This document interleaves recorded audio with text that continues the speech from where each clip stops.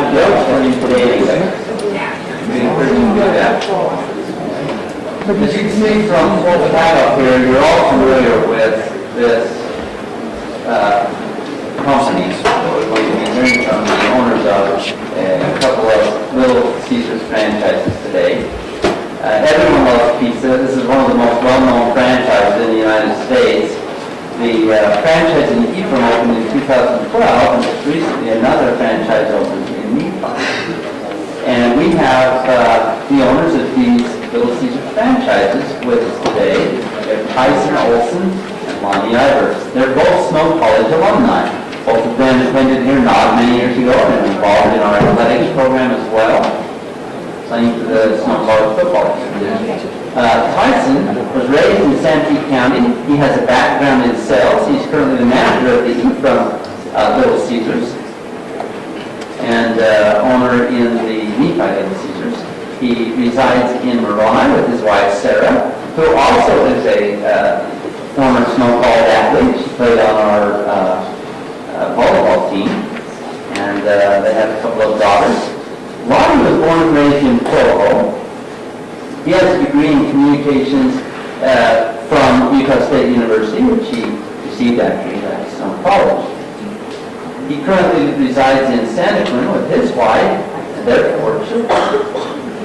So I'd like to invite you all to welcome both of them here today.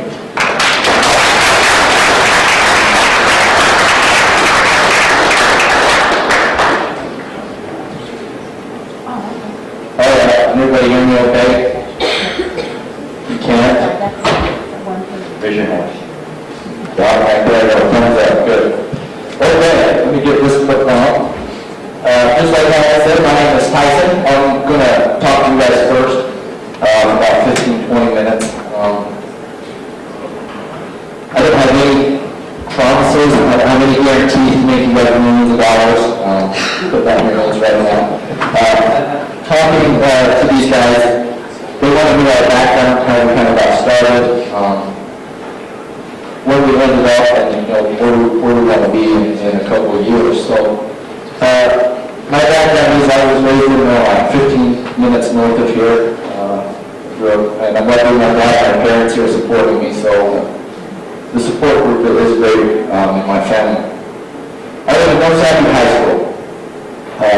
Didn't really take schooling probably as serious as I should have. It was all about sports for me growing up. I did basketball, baseball, and football, and that's the reason I went to school, to be honest. I had good grades, I made out there, but I didn't take it as serious as I could have. In fact, I'll tell you a story where my senior year in high school, I was going over with my counselor on what classes to take, and I took a couple of classes that were in a different building because I only had to go Monday, Wednesday, and Fridays. I thought, that's awesome. I only have to go Monday, Wednesday, and Fridays. So I had 3 classes that I took. And when I came back to Snow College to get my classes done, they said, well, you already have these classes. You don't need to take these classes because you've already passed them off. I said, what are you talking about? I've never been to college in my life. He said, well, you took classes in high school got my credit for your Snow College classes. So that's how I knew Ivers to the schooling system. Growing up, after high school, I decided to go on a 2-year LDS mission. I went to Arkansas, Little Rock, and I spoke Spanish. And that right there, I can tell you, is where I learned how to budget money. That was the most important part in my life, how to budget money was on my mission. I learned how to put money to where I needed to live out there, what money I could use for my food, what I needed to do for my bills. And I learned that early, when I was 19 years old. Some people learn it earlier, some people learn it later, but as a missionary, I learned how to budget my money, and to this day, I still use those skills that I learned on my mission. If you learn how to budget money, it'll make your financial life a lot easier. That way you're not scrambling for it all the time. After my mission, I came home and I played football for Snow College, just like Alan said. I played football, that's what I wanted to do. After a year of playing with Snow College, I learned that I'm not going to be an NFL star. not going to be able to support a family or support me financially by making it to the NFL. So, going to Snow College, I played a year of football here, and then I was lucky enough to meet my wife in Minnesota. She's been for the volleyball team. We got engaged and we married on May 4th, 2007. After that, we moved up to Provo. My wife went to hair school. I didn't attend anymore college. I decided to work, and I worked at the hospital. I was a delivery specialist for the doctors. And they would tell me what they needed for surgery. I would make special orders, and I would deliver to them. It was a great job for me to get my wife through hair school and to live in Provo on our own for the first time in our life. Again, the life skills of learning how to budget really helped our marriage. Knowing where to put money into where to save it, where to spend it, it really helped me. It helped our marriage succeed. After that, going to the hospital, I was still not going to school. I didn't know whether I wanted to go to school. I was working at the hospital because I wanted to become a radiologist technician. At that time, radiologist technicians were needed in the state. And I was trying to work my way through a hospital to become a radiologist technician. And then I remember one day I got a text message from my friend, just like probably all of you guys have been in contact with someone in Somerset. Whether it be security systems, pest control, Somerset. He asked me, hey, want to come work for me? Want to come sell security systems? And you know how they do? They sit down with you, they show you all this money you can make, all this stuff. I thought, I'm going to do that. I'm going to go out and I'm going to sell security systems and I'm going to make lots of money. So I thought to myself, I need to try this out before I actually do it. So when I was working at the hospital, I also was making summer sales in Utah. And this was probably from November till March.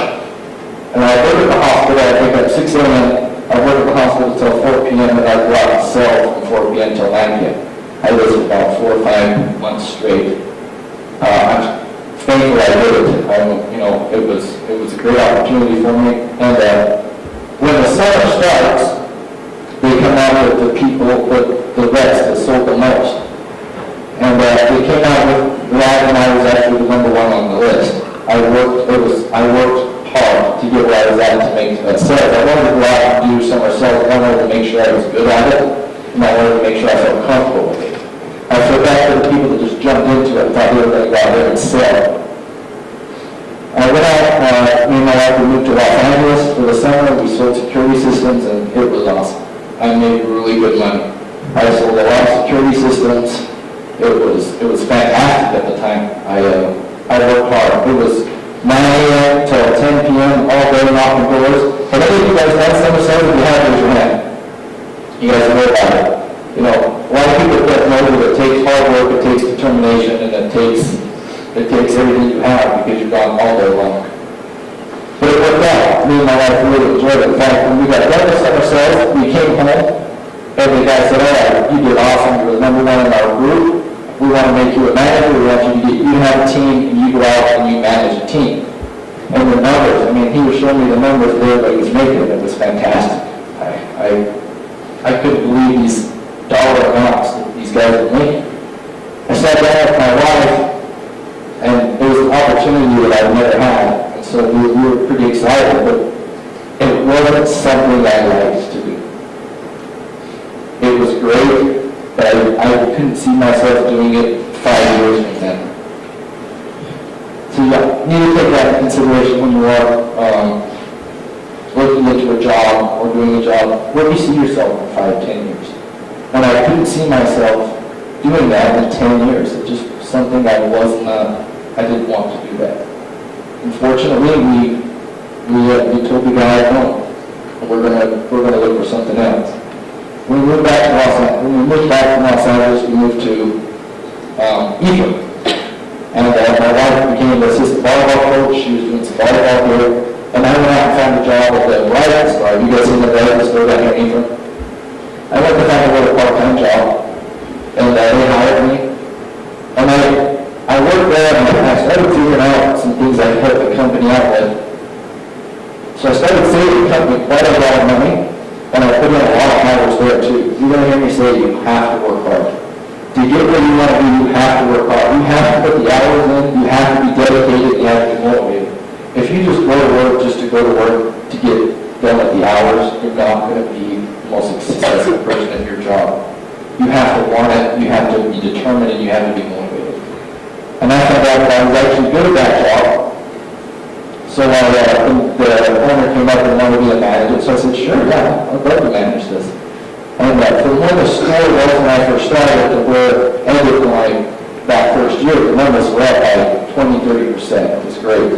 They were happy with what I was doing, and I was happy to be there. It was great. I was working 9, 10, 11 hours a day. Not because I had to, but because my theory was, if I was there at that store, there was going to be more customers coming to me, and I could make more sales. Now, I had 5, 6 employees, but I'm the one that had the responsibility. I'm the one that wanted to make those sales and get the customers what they wanted.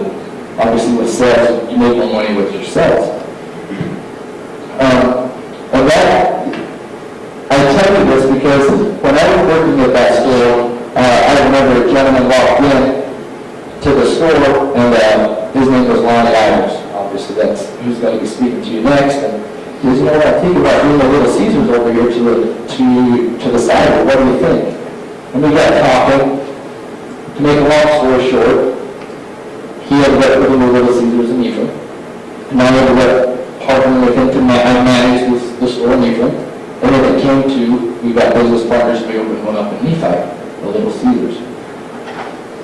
The reason I tell you my background, guys, is because if you do not work hard now, you're not going to work hard later. It's just something that you can't pick up one day and say, I'm going to work hard. I'm going to do it. You have to start now. If you don't start working hard now, if you don't go the extra mile, if you don't show your superiors, your teachers, your bosses, what you have, what you will do to make something succeed, it's going to be hard to flip that switch on, I promise. I've seen it in my employees, I've seen it in my own life, and all of a sudden just think I'm going to do a whole lot better than I am. It takes time, it takes practice, and it takes motivation and dedication. Now the reason that we franchise with Little Caesars, there's a lot of different reasons why we went with Little Caesars, why we did go with a different company. I had a little business in Nephi as well. If you guys ever been to Sway or Sipid, those drink places that pop up all over. So I had a franchise, and then I had a mom-and-pop business. And if you're looking to get into any of these things, you need to look into it really deep and really hard. A lot of people think that all of a sudden these entrepreneurs that franchise or own their business, they're making millions of dollars, and they are just set. I can tell you that is completely wrong. Okay? We opened up a Little Caesars in Nephi on October 8th. That's been one of the hardest things I've done. Having to be on the phone a lot, having to drive over there, having to take care of employees. And the reason we like to franchise it, and that the franchising helps all this, is because by franchising, they have given you percentages. They know exactly what you're going to hit if you follow their percentages. Now, if you don't go with a franchise, you're kind of just guesstimating your own selves. Then, I'm not saying it doesn't work, but just really look into what you're doing. Work hard. If you don't work hard, you're going to be mediocre. Okay? You want to stand out. A lot of people think that you have to, they call it, I can't think of the word, you have to kiss up. Or you have to be, when you're friendly, you're kissing up to your boss. Or when you're taking hours, you're kissing up to your boss. Let us think that. Go the extra mile to please your superiors. If you do that, they're going to remember you, they're going to give you great references, they're going to always remember that you work hard, and they're going to help you out. And the last thing I just want to go over is, I can't say enough that hard work is probably the most important skill you need. If you work hard, it's going to make everything else easier in your life.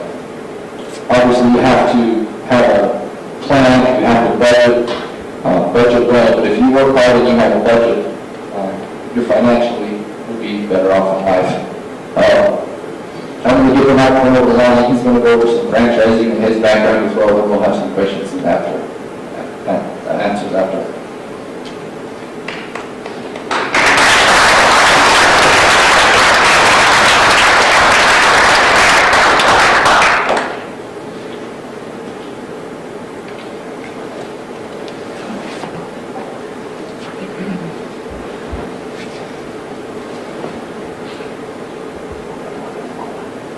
About getting this right. Everybody hear me? Tyson's my right-hand man.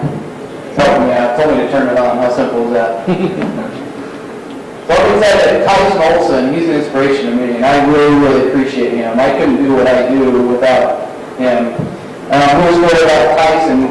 When I first was looking to do Little Caesars here in Ephraim, there was this guy that was always willing to help me and answer any questions I had about the building, about rent, about just anything I could think of. And he was willing to help me unload things. I'm thinking, this guy's great. And it turns out he was able to partner up with me, and we've had just a heck of a good time building these businesses. It's been a lot of fun, and I appreciate his help and respect him a great deal. As you've heard, my name is Launey Ivers. I was born and raised in Provo, Utah. I attended Timpview High School. Got any T-Birds in here? Yeah! T-Bird right there. I was just a normal guy. I grew up there in Provo. I actually lettered in 4 sports. I wrestled, I played baseball, ran track, and played football. I was good at none of them, but I did accomplish that. While I was in high school, I wasn't big in school here. I wasn't a great student. I don't tell you that you should do it well here. It's no college, but I was no scholar by any means. Matter of fact, I didn't even know I was going to go to college. Never really planned for that. That was probably not a good thing. But as I went to high school, I was always a dreamer. Always kind of a guy who believed in himself and always believed in accomplishing his goals. I'm an Eagle Scout. I'm proud of that. I'm glad that I got that and that I had earned that. That taught me some great skills early on in life. After I graduated from Timpview High School in 1998, which probably seems a long time ago to you guys, but I actually served a 2-year LDS mission like Tyson to South Carolina. And that was a great experience for me. Tyson talked about the budget thing, and I'm going to talk a little bit about planning. As a missionary for the Church of Jesus Christ of Latter-day Saints, you have to plan out your day completely. And that taught me how to plan out what I wanted to accomplish that day. Now, whether I was able to get all those things done, that's another story, but I was able to plan out my day and to execute it to the best of my ability. I think my mission taught me to work harder than I've ever worked in my life. Going up and talking to complete strangers about something that you hold true to yourself is not an easy thing, and that taught me a lot about hard work and dedication. After my mission, I returned home and I wanted to play football. I had a desire to play football. I played 1 year at Timpview, and I think my high school coach would have thought I was crazy when I told him that I wanted to play football, because I wasn't a great player in high school, but I had a little bit of speed. And so I came down here to Snow, and there was me and 2 other buddies from Timpview that I roomed with. 2 of my best friends still to this day, and one of them got cut. One of them was told he could redshirt, and I made the team. And I can tell you, I didn't make the team because I was some stud. I made the team because I worked harder than anybody else. And I'm very, very proud of that. I love my time here at Snow College. I love the school. It gave me a lot of hope, a lot of faith. I met my wife here. After I was here for probably about 6 months, I met her, and then we became good friends. We dated, and then we got married. My second year here at Snow College, me and my wife were the RAs at Melville Hall. Everybody live in Melville Hall? So you can still around? Yes, okay. And that was fun. That was a lot of fun, and we got to kind of be home parents. But while I was here at Snow, like I said, I gained a lot of great experiences. I transferred from Snow after I got my associate's degree to Utah State. And if you plan to go to Utah State, great school. Had a lot of fun up there. I actually walked on up there as well. I was on the football team for about 9 months until I hurt my knee, ran out of money, and hurt my back, and decided, like Tyson said, I'm not going to be an NFL guy, so I better give this up. Focused on school and got my degree in speech communication. I definitely don't think that's a strength of mine either. I'm not a great public speaker, but I really enjoyed my time up there at Utah State. I have 4 children now, which blows me away. My wife and I currently reside in Santa Quinn. You guys know where Santa Quinn, Utah is? Yeah. Okay, good. So to talk about Little Caesars a little bit more in depth, how did Little Caesars come to Ephraim, Utah? And I'll tell you, it's a miracle it's here. That might sound ridiculous, but it really is a miracle it's here. I first had the idea to do a Little Caesars. I used to own a couple of pizza places. I used to own a couple of $5 pizzas. Anybody been to $5 Pizza? Great pizza company. And I worked at a ton. As Tyson talked about working at, I opened and closed that store a lot. I opened one in Nephi. I wasn't in that one very long before my brothers bought me out, and then I went and opened one in Santa Quinn. And I opened and closed it, and I got kind of burnt out with it after about doing it for a couple of years. And so I got out of that one, sold that, and I told myself, I'm not going to do this anymore. I want to do something different. So I went on, I did some other things. Things weren't working out the way I thought. I lost a ton of money in an investment. That was actually a good thing for me. It taught me how to manage money better. It taught me that I needed to reinvent myself. And so I remember having this conversation with my father-in-law about, what are you going to do with your life? Here you are raising my daughter. I'm sure he was thinking, what is this joker doing? But I kept at it, and I told him, I said, hey, I'm thinking about franchising. I'm thinking about becoming a Little Caesars franchisee or something like that. And I asked his opinion, because I really value his opinion. And he's actually in the food industry, so I thought I'd bug him about it. He said, I think that's a great idea. I thought he was going to say, are you nuts? Are you crazy? So I pursued it. Now, in order to get a Little Caesars franchise or McDonald's or Wendy's or anything like that, you have to have so much money in the bank, or you have to have what they call a net worth. You guys familiar with that? Sure. So Little Caesars, their net worth, as far as their franchisees, it's not outrageous. It's not near as high as some of these others, but it was high for me. And I recall years ago I was here at Snow College, and I remember had a class here, and we were talking about the different businesses, and I remember thinking, how is there not a Little Caesars in Ephraim? With all these college students, that would be a great business to have. I remember that so specifically. And here I am 10 years later from that time, I was able to get it open. It took a lot of hard work. It took a lot of saving. It took a lot of planning. When I first went to Little Caesars about and applied and interviewed, because it's quite a lengthy process, it took me probably a good 6 months to convince them to let me do it. So it wasn't easy. Once I got the green light, they said, hey, you can do a Little Caesars, but you can't do it in Ephraim. That's just not going to happen. You have to do it in Wyoming. So I said, okay, where can we go in Wyoming? They said Evanston. You guys, anybody been to Evanston, Wyoming? Yeah? It's kind of northern Utah border there. And I went up there, and the rent was just ridiculous. So the rent was like $4,000 a month. That's pretty high for rent.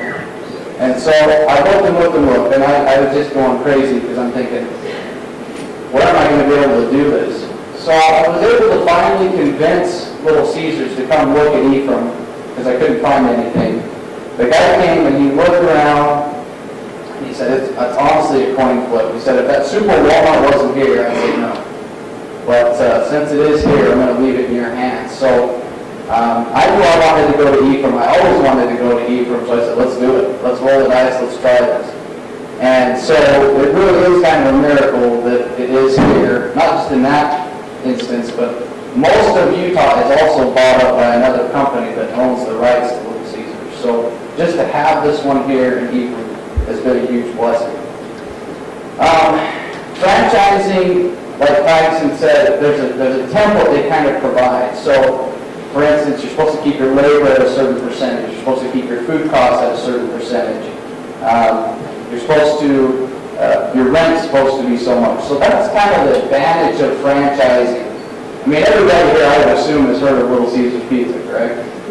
Okay. They spend millions and millions of dollars on marketing, and we pay into that fund every week, actually.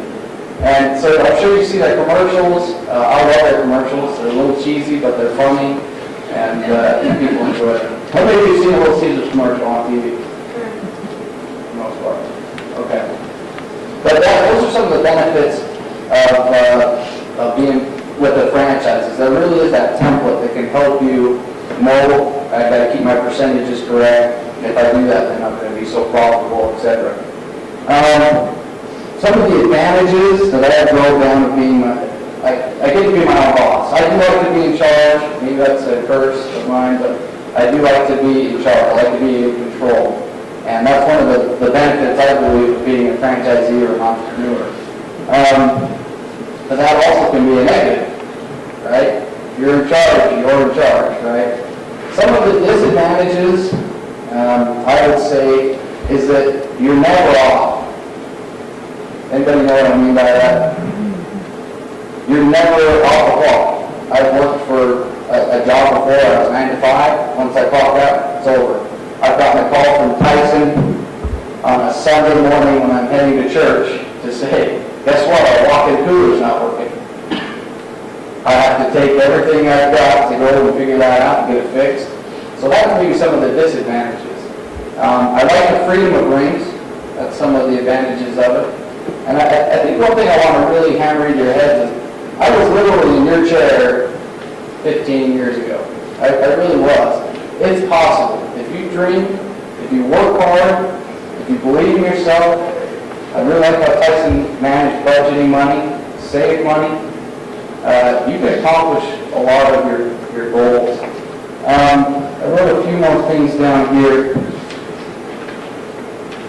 Some of the attributes of a successful entrepreneur, and I don't necessarily call myself successful, but some of the people I try to model myself after are hardworking, Tyson mentioned, willing to do whatever it takes, like whatever it takes. I was not going to be denied that opportunity once it became available to open one of these stores, because I knew how hard they are to get. Committed, faithful, I mean, those are all good things, but one thing that really stuck out to me, and I said it earlier, was be a dreamer. Dream. That's not a bad thing, that's a great thing. Think about what you want to accomplish in this life. Dream about it, write it down, do everything it takes to get to that goal. You'll be successful. I think that's about all I have. Well, let me go over one more thing before I turn off the take the questions.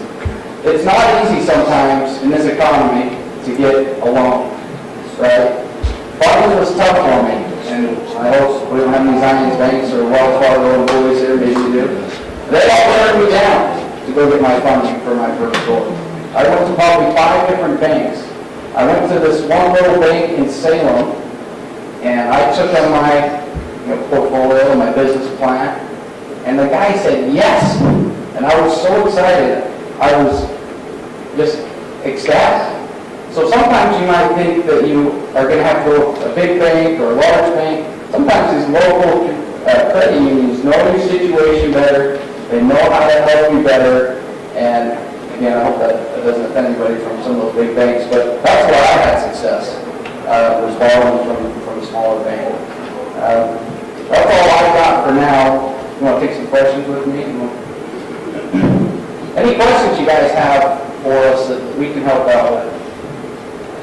Anything? In fact. What's the difference of your revenue when school's in session and school's not in session here at Sonoma? That's a very good question. So we asked, what's the difference in our revenue between during the school year and not in the school year, correct? You know, it's not as, there are some definite times where it drops a little bit. Christmas break's a little bit tough for us, Thanksgiving break, spring break, things like that. But Ephraim and Tempe County has enough things going on in the summer that it doesn't drop all the time. Matter of fact, there's some weeks in the summer that are our busiest every year. So let me just go off of that real quick. We do lose a lot of students, but in the summer, we have to work to get that back. For example, the Motor Miracle Pageant, you guys all know about that? I know the Motor Miracle Pageant brings in thousands and thousands of people every year. So a couple years ago, I actually talked to Launey. I said, Launey, you know what? There's thousands of people that come to this, and they leave the pageant at 11 o'clock at night, and they're hungry. I said, what I'm going to do is I'm going to make a big sign, and I'm going to stick it on the street, and it's going to say, open after pageant with curbside service. So for the last 3 years to bring in extra money, what I do is, when I know when that pageant gets out, I go out, I set up a little table, I have a light on me, and at 11 o'clock at night, I sit on the curb and I sell pizzas from 11 o'clock till midnight for all these thousands of people that are coming by in cars. So you have to look outside the box. You have to find ways that if you are losing business, you have to gain it back someplace else. You have to work for it. It just doesn't always come to you. So when you lose something, gain it back someplace else. Thanks for the question. Go ahead. Have you ever thought about opening a different franchise? We debated that, yeah. Ephraim is a decent-sized town. The question was, have you ever thought about opening up another franchise in Ephraim? But the population has to be there. And even for like a Little Caesars franchise, they want at least 10,000 people. The way we can justify that is there's over 5,000 students, over 5,000 residents, so that works.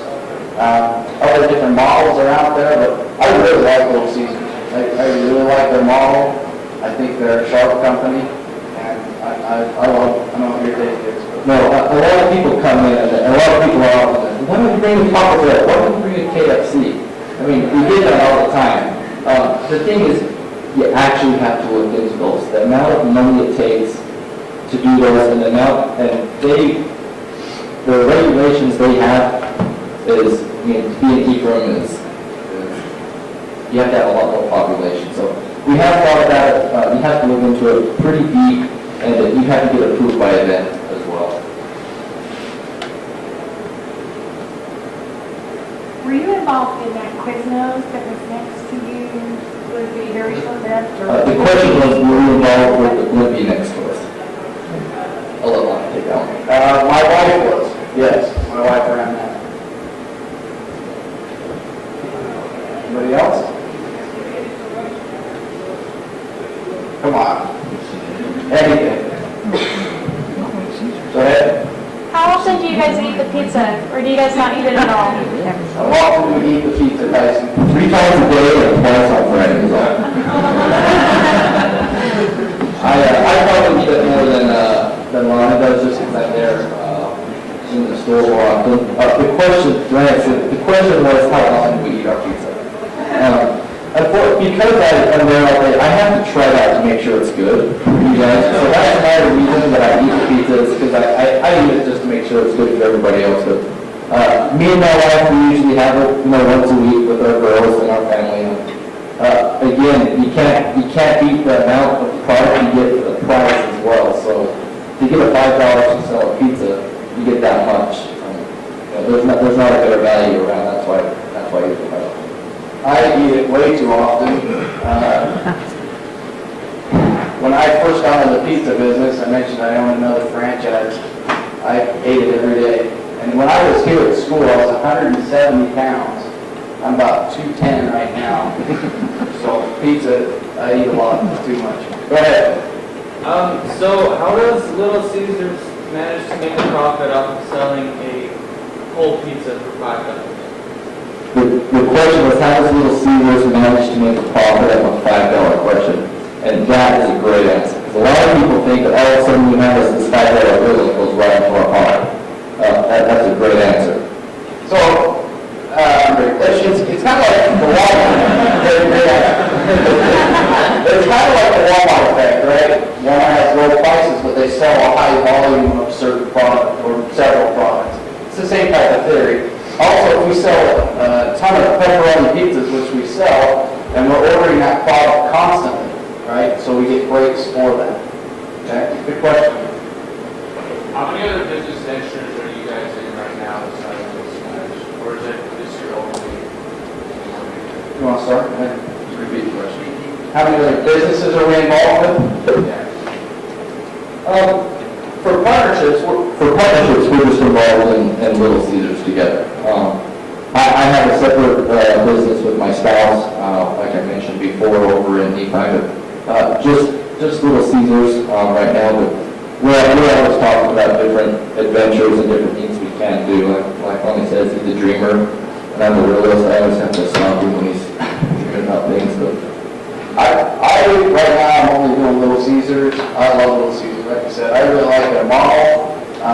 You might not believe this. One of my favorite parts about being an entrepreneur is I like providing jobs for people. And it's really neat to be able to help people provide for their families. I get a lot of joy and satisfaction out of that. I've done other franchises. I've done other, I used to do some online. I used to own an online food storage company and sold that. I've done a lot of different things, but I really like Little Caesars, and I'll probably stay with them. Kind of go along with the question of the profit. Can you tell us like what your margins are? Like how much it costs to make a pizza and how much you make off of it? No. No, I really can't. So, that's a good question, but no, I can't get into that. the question was, can we tell the margin or the profit margin on our product? And unfortunately, what we do is, like Launey says, we have to fly out to Detroit because that's where the company is. And they take you on a tour through Detroit. Have you ever seen that pawn shop in Detroit? What's it called? I don't even know. They take you on this tour, and they show you 8 miles. But what they're really doing is just basically pumping you up for this meeting. You have to go into this meeting. They call it a round table. It's a big table. Okay, and you're sitting in there thinking, what am I going to do? And then a bunch of these bigwigs come in, suits and ties, just look at you in the eyes, and they start just drilling. But in that meeting, we do sign a contract saying we cannot go over our margin anyway. And those costs of goods will obviously fluctuate. Cheese, if any of you even care, if you've been to supermarkets, cheese has been through the roof. And so our profit margin goes down, obviously.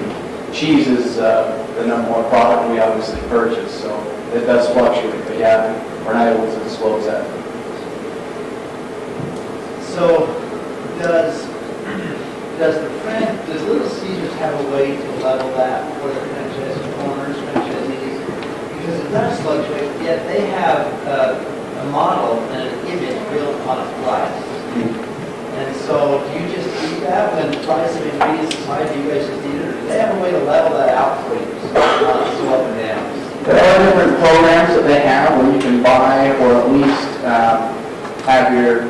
The question was, is there any way to figure in the leveling costs of product? Like, because cheese and commodities go up, but our price usually stays real close to the same. And to answer that, mostly we eat it, but they do different things to help us. A while back, they did give us a week's worth of cheese for free. They had gone so high that they helped us with that. They're always doing things to help us with our bottom line, though, and I will say that about Little Caesars. They're very smart. Any of you have a pretzel crust pizza? Pretty good pizza. You have our deep dish pizza. And so those pizzas are a little bit higher price point, and because they're a higher price point, then it helps us absorb some of those costs. But that's a very good question. A lot of times too is you have to leave it up to the store and the employees. And how many of you been to Little Caesars when they say, can I get a pepperoni and crazy bread? What would you like to say in crazy bread? Would you like to drink? You're always offering more product, because the more product you offer, the worse worst thing they're going to say is no, but the best thing they're going to say is yes. And that extra stuff they're getting is helping out as well. So you're always trying to what we call upsell, offer more product to make up that margin as well. How many employees do you have in your Ephraim store? And on that, can you also talk about The question was how many employees do we have at Little Caesars, and then how do we deal with that? In our Ephraim store, we have about 12 or 13 employees. Over in Nephi right now, we have close to 18 to 20. Dealing with employees is probably one of the most difficult tasks you can have, just because everybody has their own schedule, everybody has their own. Each person, they're the most important thing, and their schedule is the most important. So the schedule out employees is really difficult because, especially in the college town, they could have nothing. It could be Thursday night, maybe I can work Friday, and then Friday at 4 o'clock, I actually have a date, so kick off, so can I have the night off. It's hard. To have employees sometimes is hard, but when you get the right employees, you always have to treat them great, treat them good. You want them to stick around. And in Ephraim, we have great success at our employees. We've had employees work our store for 4 or 5 years because of the scheduling.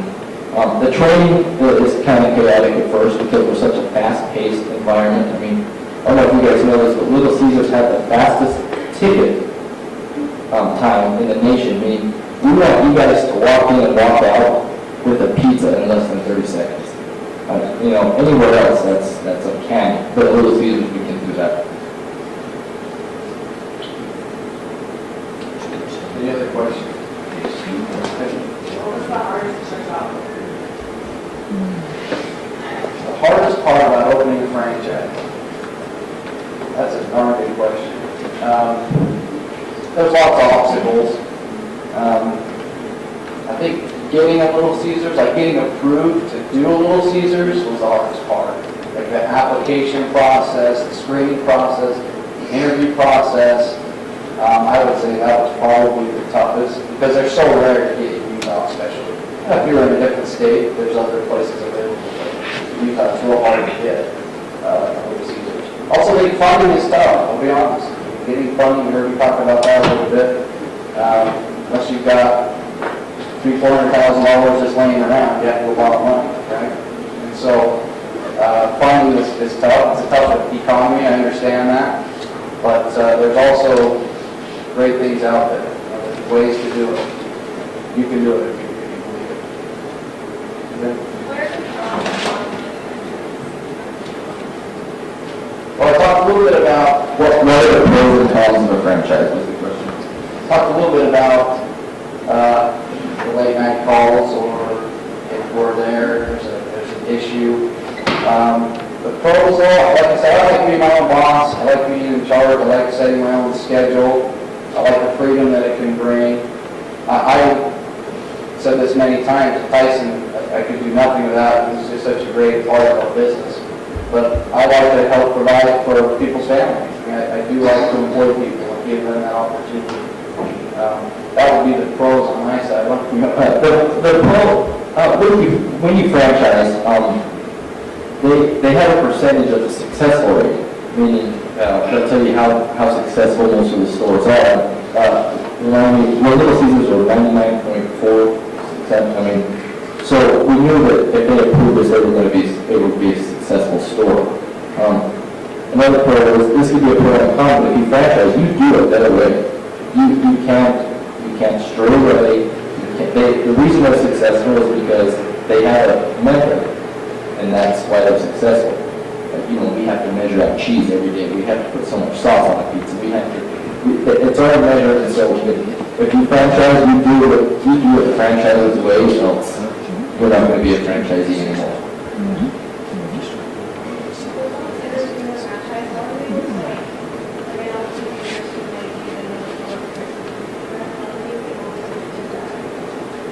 Well, we just opened a lot of public. So how can we get a discount to college students for crazy bread? That kind of question. Well, we just hope you keep coming back. We hope you come back and order a lot of different products, and to show our support to Snow College, we do that. We don't make much money on that, I can tell you that, but get you in the door, hopefully you're buying other products. If you just came in and bought a Crazy Bread, I don't know how long we could do that, but if you buy other products, and we can continue to do that. It's either you come by a Crazy Bread from us, 99 cents, or you go to Walmart or McDonald's and go up to dollar menu. So it's either you're going to lose your business or we're going to gain a little tiny bit of it. Like Launey says, you come in by a Crazy Bread, we're always going to try to offer you sauce, pizza, because to get you in the work, we've got you in the door, but yeah, everybody who just bought a Crazy Bread would be perfect. Was there any approval you had to get from the city to bring Little Caesars? Absolutely, yeah. So do we have to get approval from the city was a question. And yes, you have to fill out an application and make sure that they be good with you coming there. But most cities I have found want you to come. They want your business, they want your tax revenue. So yeah, it's, to be honest with you, Ephraim City was the best and easiest city I've ever worked with. I really appreciate them. They were great to work with, and they welcomed us the whole time, so it's been good. So, you're not committed to spend so much time there. How do you balance working and family? That's a good question. The question was, with all of our time working there, opening up, how do we find a balance with work and personal life? That is a great question as well. A lot of people don't think about this is, you have to, first of all, if you're married or whatever, your spouse has to be on board 100%. They're just as committed as you are, because it's their life as well as your life. The first couple months, the first year, it's always like, as long as we're never off the clock, we're never off the clock. But after months, after a year, it does get a little bit easier and you can find a balance. But when you're an entrepreneur, you're putting your whole life into it. You're working hard now, so later you can have some free time, if that makes sense.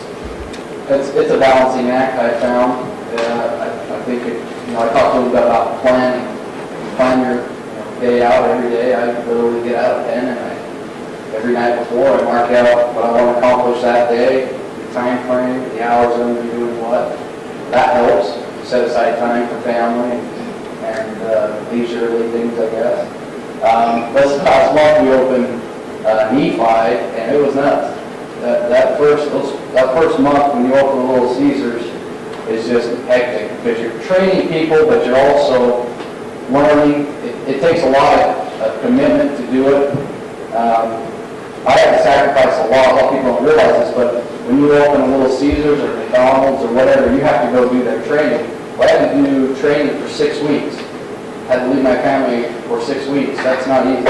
And I went to Anaheim for a month and then Detroit for 2 weeks. So there's a lot of sacrifice. But like Tyson said, work hard at the beginning and get a good process, then hopefully you take a little bit easy later on. Back. Is your salary based on Little Caesars headquarters, like what they pay franchise owners, or are you paid based on how well your store does? The question was, are we paid off of kind of a Little Caesars corporate or our own store numbers? Well, because we're a franchise, Little Caesars doesn't tell us how much money to take, how much money to put in. They tell us how much money to put in every week. But it's our own business, so we decide on that factor. We pay our manager, Tyson's my manager, pay him a salary. We used to do a percentage, and that may be something you may want to look at in your business in the future. We found it works better with just a straight salary with them. But Little Caesars doesn't really tell you what to pay people. They leave that up to you. Which I kind of like. I think that's a good thing. They do it. They tell you how to run the system and follow the system, but there is some freedom in it too. I don't want you to feel like they're just all controlling. They're really not. They're fun to work with. Well, one more question, or what time do we leave? 1:20? Is there anybody have a question?